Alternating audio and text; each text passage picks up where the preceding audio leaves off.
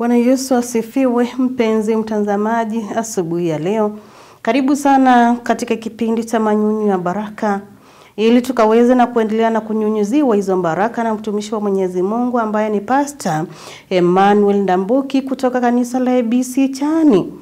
Ninaamini kwamba asubuhi yako halitakuwa la kawaida tu, bali litakuwa ni la baraka. Karibu tuzidi na kubarikiwa pamoja na kuinuliwa pamoja. Mara tena asubuhi ya leo ninakusalimu katika jina la Yesu Kristo. Mtazamaji, ujambo.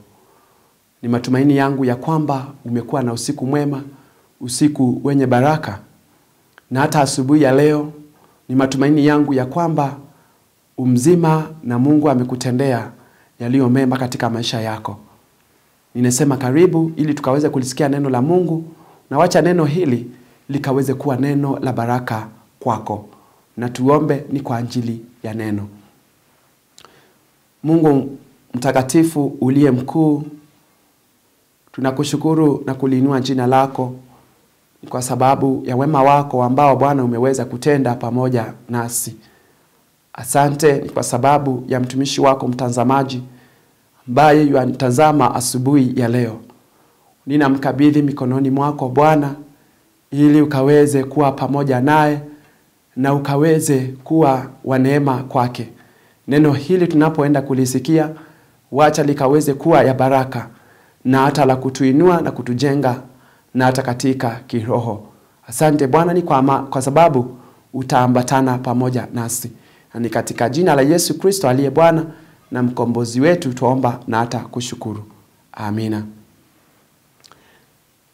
Neno letu la siku tutalisoma katika kitabu cha Luka mtakatifu kifungu cha 24.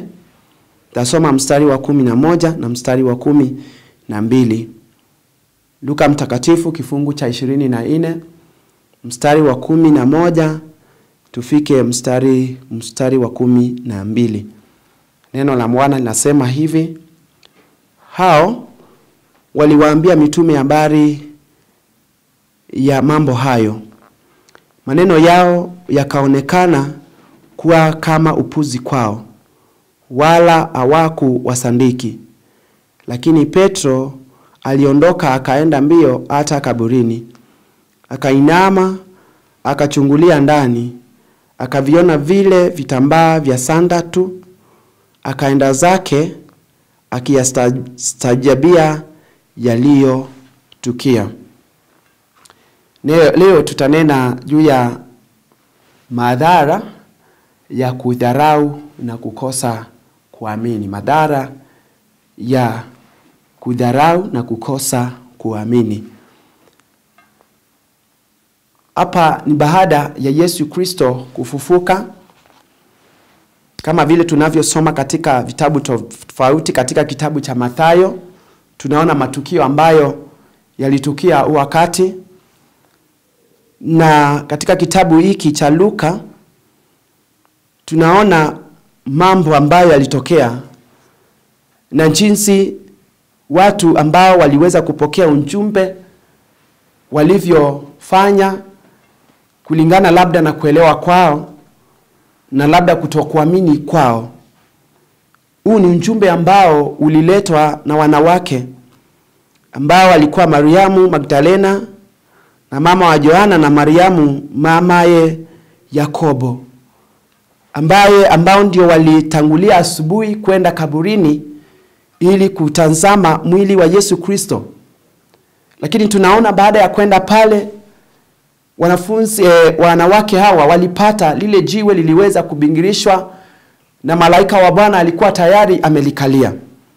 Na katika ule ujumbe ambao walipatiwa na malaika wa Bwana ili wakaweze kuwaambia wanafunzi wake, na kulingana na kifungu ambacho tumesoma na mstari ambao tumesoma, tunaona baada ya kupeleka ule ujumbe ambao wanafunzi wake walijulishwa na wanawake ya kwamba Yesu alifufuka na aliwaambia wakaweze kutangulia kukutana na yeye Galilaya.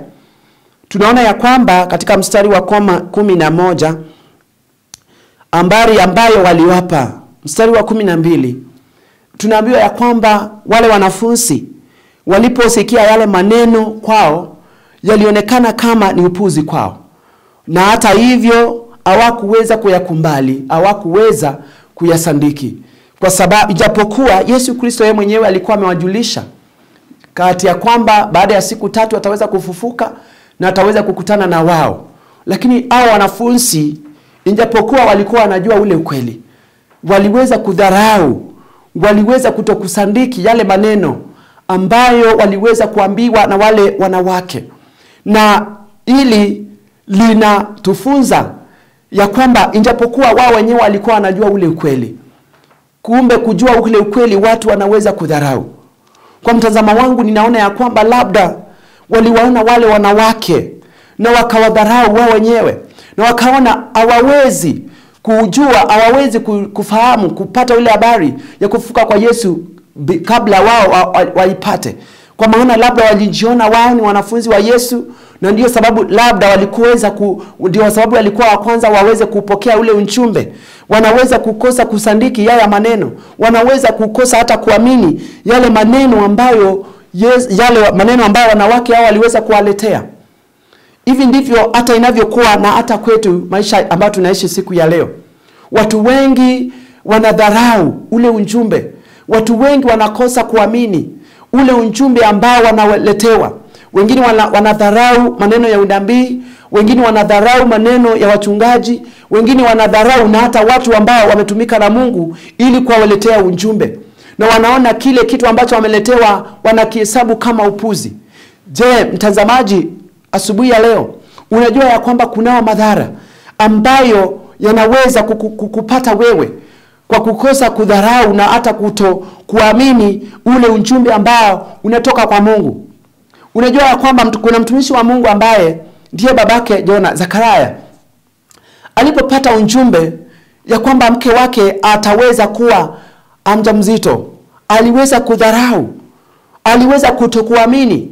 Na kitu cha kwanza tunaambiwa kwamba Zakaria yeye aliweza kuambia kwamba utaweza kuongea mpaka siku ile ambapo mtoto atakapozaliwa, na akawa bubu. Kwa hivyo kutoweza kudharau na kutokuamini kunayo madhara. Aliweza kuwa bubu kwa miezi ile ambayo ilihesabika mpaka mtoto Yohana akaweza kuzaliwa.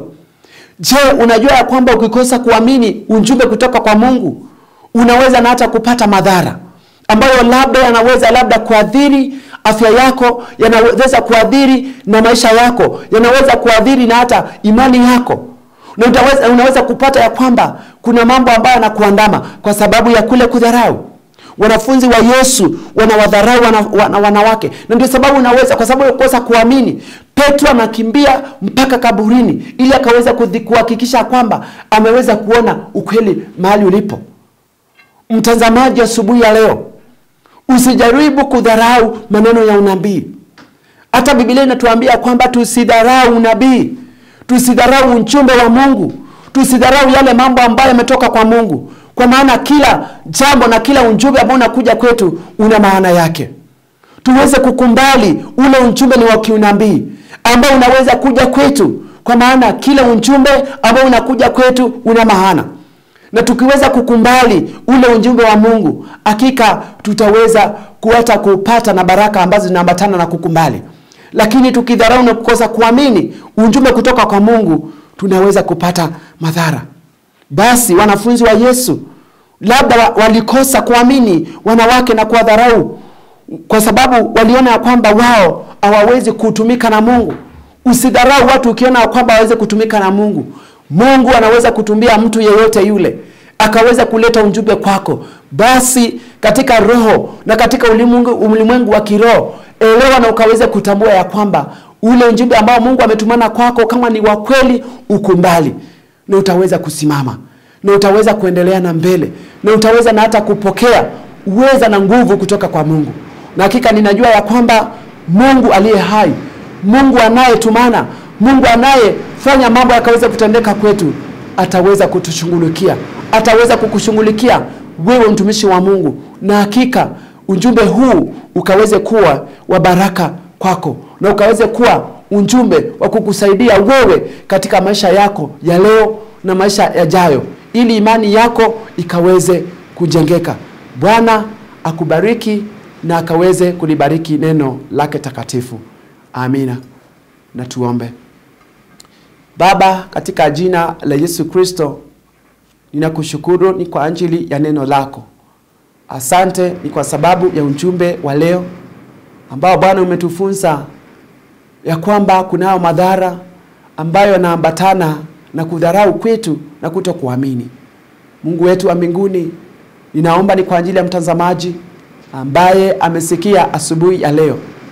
Bwana, asije akapuuza ujumbe ambao ni wa roho, ujumbe ambao umeletwa na watumishi wako ambao wametumwa kwake, na neno lile ambalo litaweza kuja la kinabii akaweza kulipokea katika imani. Kwa maana Bwana, ninajua ya kwamba kule kukumbali na hata kuamini kwa kweli kunaweza kuleta na hata mwanga katika maisha yetu binafsi. Bwana, wacha ujumbe huu ukaweze kuwa wa baraka kwa mtumishi wako. Asante Bwana, ni kwa maana umenena jinsi ulivyotaka. Bariki mtumishi wako na uweze kumuinua. Na ni katika jina la Yesu Kristo aliye Bwana na mkombozi wetu twaomba na hata kushukuru. Amina. Bwana akubariki na uwe na siku njema. Asante. Madhara ya kudharau na kukosa kuamini. Tumeweza na kuona kwamba wanafunzi walikosa kuamini, wanawake kina Mariamu Magdalene walikosa kuamini. Je, wewe huwa unadharau unabii? Maana tumeweza na kufundishwa kwamba hatufai kudharau unabii na kukosa kuamini. Na hilo huwa linatokana na kwamba sisi wenyewe hatuamini. Kwa sababu hatuamini, hatuwezi tukaamini ule unabii ambao unaletwa kwetu. Mwenyezi Mungu huwa anaweza kutumia yeyote yule. Usidharau yule ambaye ameweza na kuleta ujumbe wa Mwenyezi Mungu. Huo ujumbe unaweza kuwa umeweza na kufika kupitia huyu ambaye unamuona, ili ukaweze na kubadilisha maisha yako. Je, mbona udharau? Mbona ukae maisha ya kudharau? Na Mungu huwa anatumia yeyote yule. Tusije tukakosa imani na kuamini ujumbe kutoka kwa Mwenyezi Mungu. Ninaamini kwamba ni fundisho ambalo limeweza na kukuelimisha na kukufundisha mengi. Ni maombi yangu kwamba ukaweze na kuendelea na kuyatafakari na yakawe ni ya msaada kwako. Na kutakia wakati mwema, siku njema. Mwenyezi Mungu akutangulie na akaweze na kubariki kazi ya mikono yetu, na awe pamoja nasi na akaweze pia na kutubariki na chochote kile ambacho tunahitaji kutoka kwake. Bye bye.